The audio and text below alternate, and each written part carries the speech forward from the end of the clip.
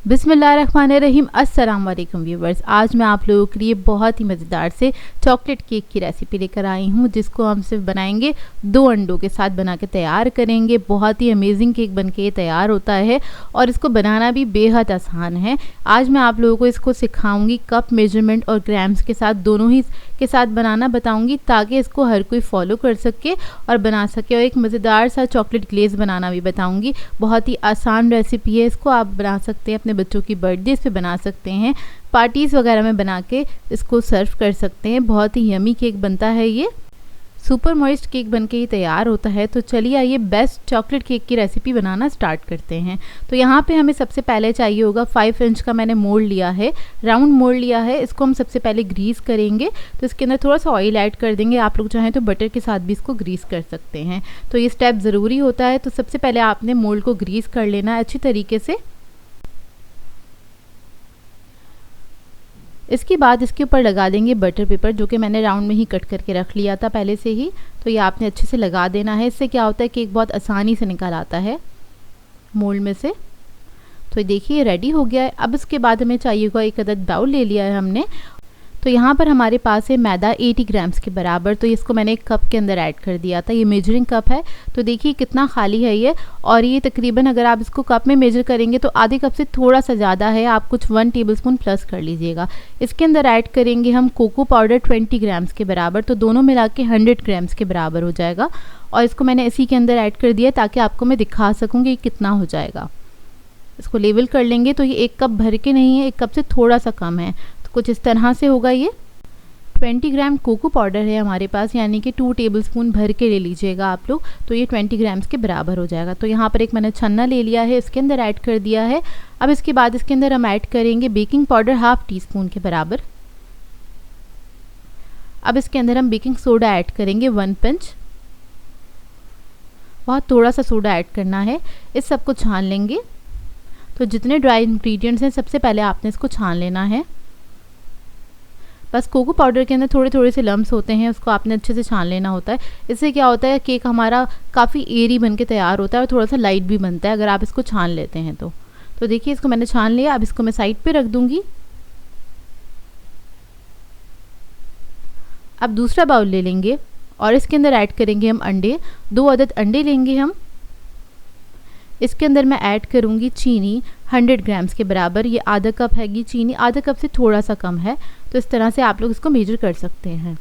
इसको मिक्स करेंगे और इसको बीट करेंगे। अच्छी तरीके से आपने इसको बीट करना है जब तक चीनी का दाना ख़त्म नहीं हो जाता, जब तक आपने इसको बीट करते चले जाना है। और इधर मैं इलेक्ट्रिक बीटर का इस्तेमाल कर रही हूँ, आप लोग चाहें तो हैंड विक्स की मदद से भी इसको बीट कर सकते हैं। इलेक्ट्रिक बीटर की मदद से तकरीबन 2 से 3 मिनट में अच्छे से बीट हो जाता है और ये वॉल्यूम में डबल हो जाएगा। कुछ इस तरह से हो जाएगा, फॉर्मी सा इसका मिक्सचर बन के तैयार हो जाएगा। तो ये देखिए बीट हो गया है। अब इसके बाद इसके अंदर हम ऐड करेंगे वनीला एसेंस 1 टीस्पून के बराबर। इसको भी मिक्स कर लेंगे अच्छी तरीके से। तो ये जब मिक्स हो जाएगा फिर हमें चाहिए होगा ऑयल। इधर मैंने कुकिंग ऑयल लिया है 50 ml के बराबर। कप में मेजर करेंगे तो ये 1/4 कप के बराबर है। इसको आपने आहिस्ता आहिस्ता से डालते रहना है इसके अंदर और पूरा ही इसके अंदर डाल देना है और हल्के हाथ से आपने इसको मिक्स करते चले जाना है। मतलब बीटर जो था मैंने बहुत स्लो पे चलाया हुआ था। बीटर हटा देंगे, इसका काम ख़त्म हो गया। अब क्या करेंगे, जो हमारे ड्राई इंग्रेडिएंट्स थे वो सारे इसके अंदर ऐड कर देंगे। उसको आपने मिक्स करना है, कट एंड फोल्ड वाली टेक्निक के साथ आपने इसको मिक्स करना है। हल्के हाथ से मिक्स करेंगे, पहले एक बार अच्छे से इसको घुमाएंगे हाथ, उसके बाद सेंटर से कट करेंगे और उसके बाद दोबारा से आपने क्लॉकवाइज इसको मिक्स करते चले जाना है कुछ इस तरह से। इसमें कोई लम्स नहीं रहने चाहिए, इस बात का ख्याल रखिएगा।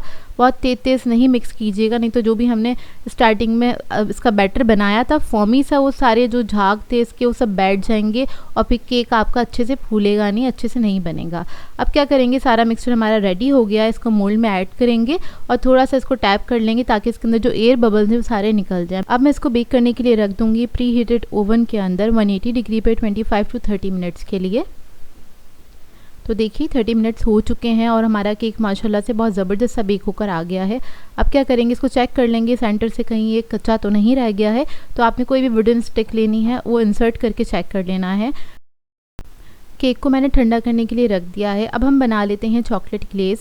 तो उसके लिए हमें चॉकलेट चाहिए होगी 100 ग्राम्स के बराबर। तो यहाँ पर मैंने डार्क चॉकलेट ली है, आप लोग चाहें तो मिल्क चॉकलेट या जो भी आपको पसंद हो, जो भी आप खाना पसंद करते हैं वो वाली चॉकलेट भी आप लोग ले सकते हैं। तो चॉकलेट को हमने सबसे पहले कट कर लेना है। तो छोटे पीसेस में इधर मैं कट कर लूँगी इसको। तो चॉकलेट हमारी कट हो गई है। अब क्या करेंगे, एक पैन ले लेंगे, इसके अंदर हम चॉकलेट ऐड कर देंगे।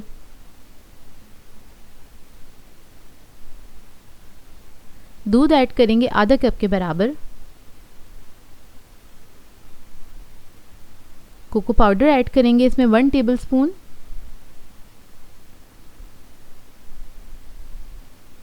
शुगर ऐड करेंगे इसमें 2 टेबलस्पून के बराबर। अब इसको पका लेंगे, थोड़ा सा दूध में बॉईल आने लगे जब तक पकाएंगे। उसके बाद इसको मिक्स करेंगे अच्छी तरीके से। तो ये आसानी से जो चॉकलेट है वो बहुत अच्छे से मेल्ट हो जाएगी और मिक्स भी हो जाएगी। इसके बाद बस आपने इसको हल्की आंच पे पका लेना है, आधे मिनट के लिए, बहुत ज़्यादा देर तक नहीं पकाना है। तो बस इसकी कुकिंग टाइमिंग सिर्फ आधा मिनट ही है, ज़्यादा देर इसको नहीं लगते पकने में। तब ये पक जाएगा। आखिर में इसके अंदर ऐड करेंगे 1 टेबलस्पून के बराबर बटर।